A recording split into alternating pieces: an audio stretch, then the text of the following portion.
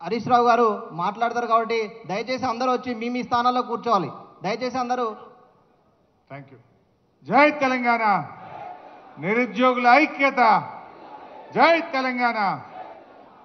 గౌరవనీయులు, జీవితమంతా కూడా విద్యార్థుల కోసం, నిరుద్యోగుల కోసం, బలహీన వర్గాల ప్రజల కోసం నిరంతర పోరాట యోధుడు అన్న పెద్దలు ఆర్ కృష్ణయ్య గారికి, గౌరవనీయులు తమ్ముడు రాకేష్ రెడ్డి గారికి, గౌరవనీయులు అశోక్ గారికి, గెల్లు శ్రీను గారికి, నీలం వెంకటేష్ గారికి, సిపిఎం పార్టీ రాష్ట్ర కార్యదర్శి గౌరవనీయులు పెద్దలు జాన్ వెస్లీ గారికి, వేదిక మీద ఉన్న మా నిరుద్యోగ యువతి యువకులకు, ఇంత గొప్పగా ఈ కార్యక్రమాన్ని స్వచ్ఛందంగా నిర్వహించినటువంటి నిరుద్యోగ జేఏసీ సభ్యులకు, మా సోదర సోదరీమణులకు, మీడియా మిత్రులకు అందరికీ పేరు పేరున నమస్కారం, ఉద్యమాభివందనాలు.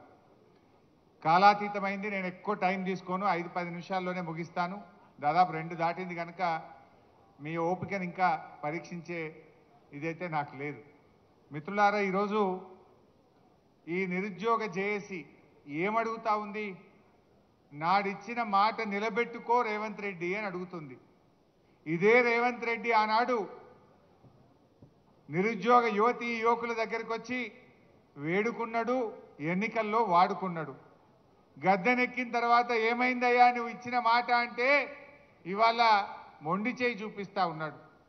నిరంకుశంగా అణిచివేసే ప్రయత్నం చేస్తూ ఉన్నాడు. ఆనాడు రేవంత్ రెడ్డి గారిని నమ్ముతారో నమ్మరో అని రాహుల్ గాంధీ గారిని అశోక్ నగర్ సెంట్రల్ లైబ్రరీ మెట్ల మీద కూర్చోబెట్టి మొదటి ఏడాదే 2 లక్షల ఉద్యోగం ఇస్తామని చెప్పి రాహుల్ గాంధీతో చెప్పించారు. ప్రియాంక గాంధీ గారితో సరూర్ నగర్ స్టేడియంలో మీటింగ్ పెట్టి మొదటి ఏడాది 2 లక్షల ఉద్యోగాలు ఇస్తామని, రాజీవ్ యువ వికాసం ఇస్తామని, 4000 నిరుద్యోగ భృతి ఇస్తామని, బ్యాక్లాగ్ పోస్టులన్నీ నియామకాలు చేస్తామని ఎన్నెన్నో మాటలు చెప్పించారు. మరి మాటలు చెప్పిన రాహుల్ గాంధీ, మాటలు చెప్పిన ప్రియాంక గాంధీ ఇలా పత్తా లేకుండా పోయినరు. గాంధీలు మాయమైపోయినరు. గాంధీల పేరు చెప్పి ఓట్లు అడిగినరు. మేనిఫెస్టోలో పెట్టి బాండ్ పేపర్లు పంచి గద్దెనెక్కిన ఇవాళ రేవంత్ రెడ్డి ఏమో ఏమైందయ్యా అంటే ఇవాళ అలా కూర్చున్నాడు, జూబ్లీహిల్స్ ప్యాలెస్లో కూర్చున్నాడు. వెనకటికెవడో అట్టపర్వతం ఎత్తి నేను ఆంజనేయ స్వామి అనుకున్నాడట, నెత్తిన ఈక పెట్టుకొని శ్రీకృష్ణుడు అనుకున్నాడట. ఇవాళ ఈ రేవంత్ రెడ్డి కూడా జూబ్లీహిల్స్ ప్యాలెస్లో పోలీస్ పహారాల మధ్య కూర్చొని ఈయన కూడా అట్లే భావిస్తా ఉన్నాడు. నీకు దమ్ముంటే రేవంత్ రెడ్డి పోలీసు లేకుండా ఒక్కసారి చిక్కడపల్లికో, దిల్సుఖ్ నగర్కో, అశోక్ నగర్ సెంట్రల్ లైబ్రరీకి రా. నీ బట్టలు కూడా విప్పి పంపుతారు. అప్పుడు అర్థమవుతుంది నువ్వేదో ఆ పోలీస్ పహారాలో ఉండు కాదు. ఇవాళ నీ నిజ స్వరూపం అర్థమైంది. రాష్ట్ర ప్రజలకు 2 ఏళ్లలోనే రేవంత్ రెడ్డి యొక్క మోసాలు, కాంగ్రెస్ దగ ఈ రాష్ట్రంలో అన్ని వర్గాల ప్రజలకు కూడా అర్థమైంది. జాబ్ నోటిఫికేషన్ ఏమయ్యా రేవంత్ రెడ్డి అంటే మద్యం షాపులకు నోటిఫికేషన్ ఇస్తున్నాడు. సిగ్గులేదు. ఆ మద్యం షాపులకు ఇంకా 2 నెలల టైం ఉన్నది. అదేమో అడ్వాన్స్ పిలిచిండు. 2 నెలల ముందే మద్యం షాపులకు నోటిఫికేషన్ ఇచ్చిండు. జాబ్ నోటిఫికేషన్ ఆనాడు అసెంబ్లీలో బీఆర్ఎస్ పార్టీ ఏమైంది నీ జాబ్ క్యాలెండర్ అని నిలదీసింది. మేం గట్టిగా పట్టుబడితే ఓ జాబ్ క్యాలెండర్ని పెట్టిండు. మాట్లాడకుండానే అసెంబ్లీ వాయిదా వేసుకొని పారిపోయింది. గన్ పార్క్ దగ్గర పోయి ధర్నా చేసినాం ఆ రోజు బీఆర్ఎస్ ఎమ్మెల్యేలం. ఏంది ఈ జాబ్ క్యాలెండర్, ఈ దగా క్యాలెండర్ ఏంది అని అడిగినాం. పోనీ అదన్నా నిలుపుకున్నారా? అందులో ఉద్యోగాల సంఖ్య లేదు, డేట్లు మాత్రం పెట్టిండ్రు. ఆ ఒక్క డేట్ అన్నా, ఒక్క నోటిఫికేషన్ అన్నా ఇచ్చినవా రేవంత్ రెడ్డి అని నేను అడుగుతా ఉన్నా. జాబ్ క్యాలెండర్లో చెప్పినట్టు ఒక్క నోటిఫికేషన్ కూడా కాంగ్రెస్ పార్టీ ఈ రోజు వరకు ఇవ్వలేదు. అంటే మనకు ఎన్నో మాటలు ఇచ్చారు. 2 లక్షల ఉద్యోగాలు బోగస్, 4000 నిరుద్యోగ భృతి బోగస్, మెగా డిఎస్సి బోగస్, అదేవిధంగా రాజీవ్ యువ వికాసం అన్నారు, అదో బోగస్. ఆ రాజీవ్ యువ వికాసం వికసించక ముందే వాడిపోయింది. అది ఏం చెప్పిండ్రు? జూన్ 2వ తారీఖు నాడు 5 లక్షల మంది నిరుద్యోగులకు మేము రాజీవ్ యువ వికాసం కింద సాయం చేయబోతున్నామన్నారు. జూన్ 2 పోయి 5 నెలలు ఒక్కనికన్నా ఇచ్చిండ్రా? మాటలు కూడా బోగస్, హామీలు బోగస్. ఇవాళ అన్ని వర్గాలను మోసం చేసిండ్రు. నేను మా తమ్ముళ్ళని కోరేది ఒక్కటే, ఇవాళ మీ చేతిలో ఒక అవకాశం ఉంది. రేవంత్ రెడ్డి కళ్ళు తెరిపించడానికి మీ చేతిలో ఒక అవకాశం ఉంది. ఈ జూబ్లీ హిల్స్ ఉప ఎన్నిక కొంతమంది చెల్లెళ్ళు ఏది ఎలక్షన్లో నామినేషన్ వేసినట్టు కూడా నేను పేపర్లో చదివాను. నేను మీతో కోరేది ఒక్కటే, జూబ్లీ హిల్స్ ఓడిపోతే రేవంత్ రెడ్డి ఏం గద్దె దిగాడు కదా, ఆయన ముఖ్యమంత్రి పదవి ఏం పోదు కదా, ఇంకా 3 ఏళ్ళు పక్కా ఉంటాడు ఆయన్నే రేవంత్ రెడ్డి, ఉండాలని కూడా మేము కోరుకుంటున్నాం. ఇక మళ్ళా కాంగ్రెస్ 20 ఏళ్ళ దాకా మొలవదిగా. అయితే నేను మీతో కోరేది ఒక్కటే, దయచేసి మీరు కాంగ్రెస్ను జూబ్లీ హిల్స్లో ఓడించాలని, ఆనాడు కాంగ్రెస్ను గెలిపించాలని బస్సు యాత్ర చేసిండ్రు. ఆనాడు కాంగ్రెస్ మిమ్మల్ని వేడుకున్నది, వాడుకున్నది. ఇవాళ గెలిచి గద్దెనెక్కి మీకు దగా చేసింది కాంగ్రెస్. ఆ కాంగ్రెస్ కళ్ళు తెరిపించాలంటే, ఆ కాంగ్రెస్ కు సురుకు బుట్టాలంటే జూబ్లీ హిల్స్ లో కాంగ్రెస్ ను ఓడించడానికి మా నిరుద్యోగ యువతి యువకులందరూ దండుగట్టి బయలుదేరండి. కాంగ్రెస్ ఓడితే ఆయన రివ్యూ చేసుకుంటాడు. రాహుల్ గాంధీ అడుగుతాడు, నేను ఏమైందా నువ్వు ఎందుకు ఓడినావు అంటే, అప్పుడు మా నిరుద్యోగ యువతి యువకులకు 2 లక్షల ఉద్యోగాలు ఇస్తా అని రాహుల్ గాంధీ, ప్రియాంక గాంధీ మాట ఇచ్చి మోసం చేసింది కనుక ఈ నిరుద్యోగ యువకులే కాంగ్రెస్ ను ఓడించిండ్రు అనేటువంటి విషయం వాళ్ళకి అర్థం కావాలి. ఉద్యోగాలు ఇవాళ మనకు 2 లక్షల ఉద్యోగాలు రావాలంటే, మెగా డిఎస్సి రావాలంటే, జీవో 46 అమలు కావాలంటే జూబ్లీ హిల్స్ లో కాంగ్రెస్ కు గుణపాఠం చెప్పండి. అప్పుడే ఇవన్నీ వస్తాయి. గవర్నమెంట్ ఏం మారది, కొత్త గవర్నమెంట్ ఏం ఎక్కదు. కానీ తన తప్పులు తాను తెలుసుకోవాలంటే, కాంగ్రెస్ రివ్యూ చేసుకోవాలంటే ఇవాళ కాంగ్రెస్ ను మనం ఓడించాల్సినటువంటి అవసరం ఉంది. దయచేసి ఆలోచించండి. జీవో 29, జీవో 55 ఆనాడు అసెంబ్లీలో నేను ఎంత గట్టిగా మాట్లాడానో మీరందరూ కూడా చూసే ఉంటారు. ఆయన బట్టి విక్రమార్క గారు, మీరు దళిత వర్గం నుంచి ఉప ముఖ్యమంత్రిగా, ఆర్థిక మంత్రిగా ఉన్నారు, రేవంత్ రెడ్డికి ఎట్లయినా సోయి లేదు, నువ్వన్నా పట్టించుకో బట్టి గారు అని చెప్పి శాసనసభ వేదికగా బతిల్లాడినా కూడా ఆయన పట్టించుకునే పరిస్థితుల్లో లేడు. అంటే ఇవాళ ఎంత దుర్మార్గంగా వ్యవహరిస్తున్నారో మీ అందరికీ అర్థమైతా ఉంది. జాబులు నింపండి అయ్యా అంటే జేబులు నింపుకుంటున్నారు కాంగ్రెస్ వాళ్ళు. జాబులు నింపుతలేరు కానీ కాంగ్రెస్ నాయకులు జేబులు నింపుకునే పనులు పడ్డారు, గల్ల పెట్టెలు నింపుకుంటున్నారు. ఏమి చూసినా పర్సెంటేజీలు. ఇవాళ రేవంత్ రెడ్డి విద్యాశాఖ మంత్రిగా ఫెయిల్, మున్సిపల్ మంత్రిగా ఫెయిల్, హోం మంత్రిగా ఫెయిల్, ముఖ్యమంత్రిగా కూడా ఫెయిల్ అయిపోయింది. ఒక్క దాంట్లో మాత్రం పాస్ అయింది, కలెక్షన్ మంత్రిగా మాత్రం పాస్ అయింది, వసూళ్లలో మాత్రం పాస్ అయిండు, అన్నిట్లలో ఫెయిల్ అయిపోయింది.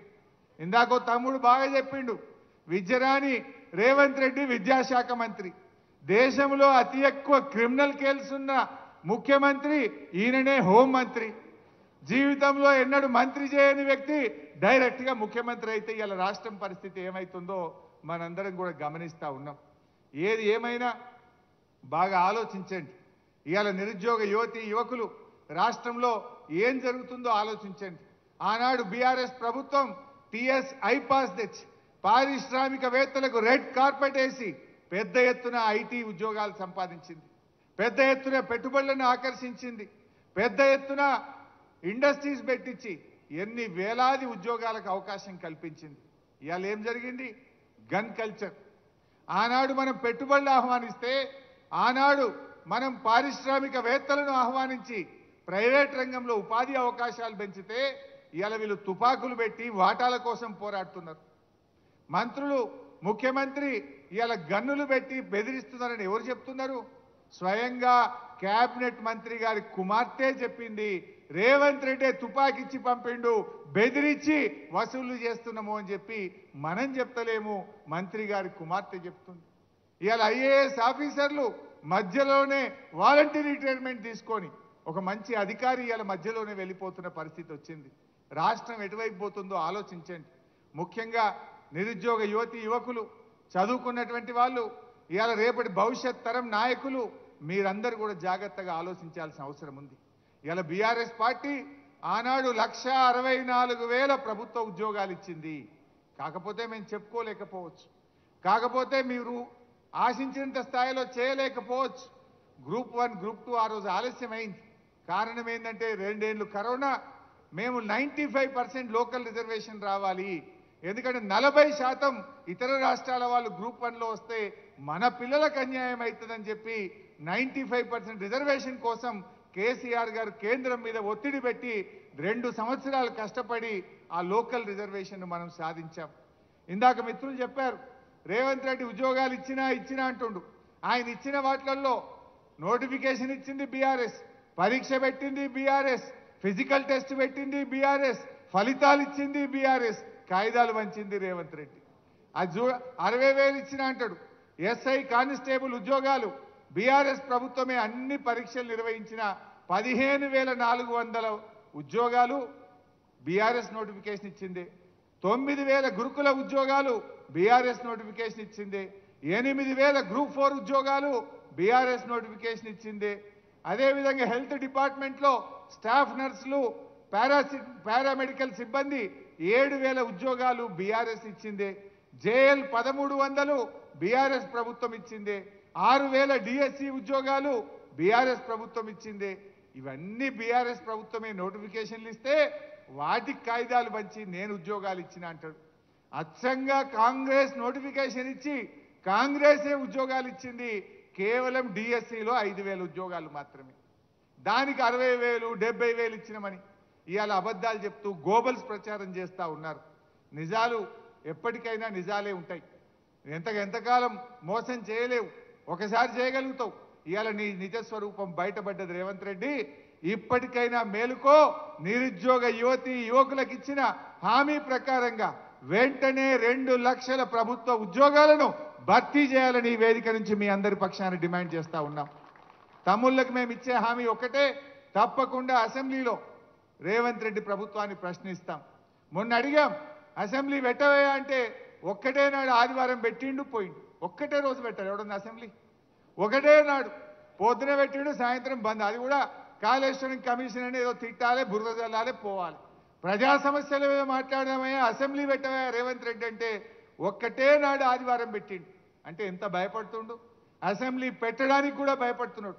తప్పకుండా కాంగ్రెస్ మీద ఒత్తిడి పెంచుతాం. శాసనసభలో జీవో 46 గురించి, మెగా డిఎస్సి గురించి రావాల్సిన నోటిఫికేషన్లు, ముఖ్యంగా జెన్కో కానీ, అదేవిధంగా GPO, police notification, deputy surveyor notification, ఇతర గ్రూప్ నోటిఫికేషన్ల కోసం, జాబ్ క్యాలెండర్ అమలు కోసం మీ గొంతుకై మీ పక్షాన బీఆర్ఎస్ పార్టీ పోరాడుతుందని చెప్పి కూడా మనం చేస్తా ఉన్నా. ఒకవేళ దిగి రాకపోతే ఇవాళ ఇది ప్రారంభం మాత్రమే. అన్ని జిల్లాల్లో కూడా ఈరోజు మనం ఏదైతే నిరుద్యోగ బాకీ కార్డును మనం విడుదల చేశామో, ఈ నిరుద్యోగ బాకీ కార్డును రాష్ట్రంలో అన్ని జిల్లా కేంద్రాల్లో కూడా పెట్టి యువతను ఏకం చేద్దాం, ప్రభుత్వం మీద ఒత్తిడి పెంచుదాం. ప్రత్యక్ష పోరాటంలో కూడా బీఆర్ఎస్ పార్టీ మీతో కలిసి వస్తుంది, మీకు అండగా ఉంటుంది, అన్ని రకాల సహాయ సహకారాలు అందిస్తామని చెప్పి మనవి చేస్తూ, ఇంత మంచి కార్యక్రమాన్ని పెట్టి జాన్ వెస్లీ గారిని, నన్ను, ఆర్ కృష్ణన్న గారిని పిలిచి ఇవాళ ప్రభుత్వం మీద ఒత్తిడి పెంచే ప్రయత్నం ఏదైతే చేస్తున్నారో దానికి నేను మనస్ఫూర్తిగా అభినందిస్తూ, ఇప్పటికైనా కాంగ్రెస్ మేల్కొనాలని, నిరుద్యోగులకు ఇచ్చిన హామీలు అమలు చేయాలని చెప్పి డిమాండ్ చేస్తున్నాం. రాహుల్ గాంధీ, ప్రియాంక గాంధీ ఆనాడు వచ్చి ఓట్లేయించడమే కాదు, ఇచ్చిన హామీ అమలు చేసే బాధ్యత రాహుల్ గాంధీ గారి మీద, ప్రియాంక గాంధీ గారి మీద కూడా ఉంది. మీరు తక్షణమే రివ్యూ చేయండి, రేవంత్ రెడ్డికి మొట్టికాయలు వేయండి, నిరుద్యోగ యువకులకు ఇచ్చిన హామీ నిలుపుకోండి. లేదంటే ఇంకా 20 ఏళ్ల దాకా మళ్ళా కాంగ్రెస్ మాటే ఉండదు తెలంగాణలో బిడ్డ, జాగ్రత్త అని చెప్పి హెచ్చరిస్తూ జై తెలంగాణ. చాలా ధన్యవాదాలు అన్న.